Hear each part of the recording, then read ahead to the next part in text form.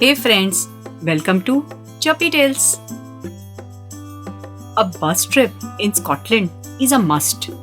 These are lovely, stylish buses. The bus driver is also a guide, and there is this coordinator too, who helps the guide come driver. On my bus, both these guys, the driver guide and the coordinator, wore kilts. Do you know what kilts are? Arey, they are those check short Scottish skirts.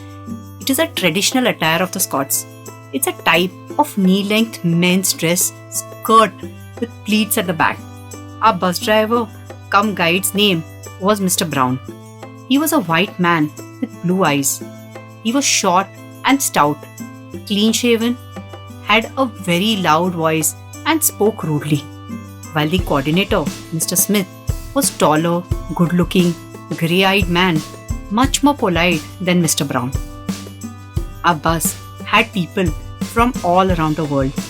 Few old couples, some young couples, and a group of girls. Other than me, there was another woman who was alone. The bus took off. While driving a little further, Mr. Brown spoke on the microphone.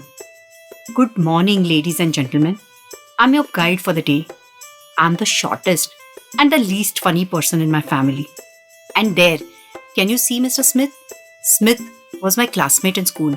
He's tall and funny, and so I make him hang out with me. I'm nasty, strict, and a stern man, and I'm not English. Oh my god, that was some introduction. He then requested all of us to introduce ourselves since we were going to be spending the entire day together. I learned that the lone woman was from the US and her name was Michelle. Post all introductions, Michelle and I exchanged pleasantries and, no surprises, both of us got along like house and fire and decided to sit together for the rest of our journey. Mr. Brown was explaining us sights and monuments that we could see on the left and right side of our windows. He had such a typical Scottish accent and sounded so funny that Michelle and I giggled continuously. Unfortunately, we were on the seat right behind Mr. Brown. The poor guy was getting disturbed. The more he got disturbed, the more we giggled. We even made a rhyme for him. Oh, Mr. Brown, you look like a clown. Stop that frown and show us the town. Michelle and I were going out of control. I don't know what had got into us. We kept giggling and repeating this. Smith was enjoying all this and was nodding his head at the no music rhyme. Finally, Mr. Brown warned us that he will disembark us if we continued giggling and talking about him. We actually felt like schoolgirls being reprimanded by a school teacher. When he warned us, we kept quiet for a few seconds, making a serious face, then looked at each other and started giggling again. Looking at all this, everyone in the bus was laughing. Mr. Brown had no choice but to laugh, and we heard him murmur, "I'm going to teach you lasses a lesson." After explaining a few things in Glasgow, from the moving bus, Mr. Brown shared our itinerary of the day. Our first stop was at the Stewart farmhouse. He said, "We Scots call the sheep ewe. At the farmhouse, you will see Milford ewe and also taps. A tap is a male sheep." He then explained to us how the woolens are made out of sheep.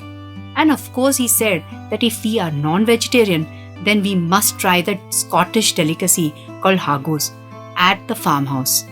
We arrived at our first stop, at the farmhouse. Before we got down the bus, Mr. Brown made all of us set our watches to the same time. He warned us to be back in the bus in time given by him, or else the bus would take off without those persons. We all abided and got off the bus to be greeted by a Scot wearing a bagpiper uniform. That is, the kilt, and playing the instrument so well. Michelle and I stood there and listened to him for some time. It was so soulful. We then took pleasant strolls through breezy wildflower meadows, watching few leaping lambs. The farm provided a treat to all five senses. We were enjoying the peace and quiet with an odd tractor in the distance or a cow across the field. It was beautiful and serene location. We were also busy building relationships with all the animals on the farm by naming them. We called the 4 goats Leandra, Leela, Lantern, and Luxury. The 2 dogs, Henry and Williams. The 3 of alpacas, we named them after Disney characters. One of them was Bolt, who lived up to his name as we saw him being so protective towards the sheep. The farm also had 2 stunning Highland cows, whom we called Julie and Hetty. Some curious runner ducks, Lucy the micro pig, who seemed to love our home comforts, and the hens who laid wonderful golden eggs, which was sold at a small restaurant there. There was a beautiful pony we saw at the stable. We called him Justin. Now, Michelle and I, being the curious duo, asked each other how would we able to differentiate between a sheep and a ram. We decided to check out and confirm, so giggling, we lay on the grass watching the sheep from below to identify their genders. When above, we saw Mr. Brown's frowning face swearing to himself. He yelled, 5 minutes or we leave you. Oops. We both got up with a jolt and ran and jumped in the bus, taking our seat and giggling till the next stop. The bus took us through a beautiful route of spectacular landscapes, castles, mysterious locks, hundreds of hills, amazing glens, farming lands, and shapely peaks. Finally, our bus stopped at a picturesque, tranquil road amongst the hills, somewhere in the Highlands of Scotland. So much heard of. It was just wild miles of rough nothingness. This was indeed a pleasure and a memory of the lifetime. We got off, took a deep breath of fresh air. It was quite windy. We filled our eyes with the most amazing sight of glens all around.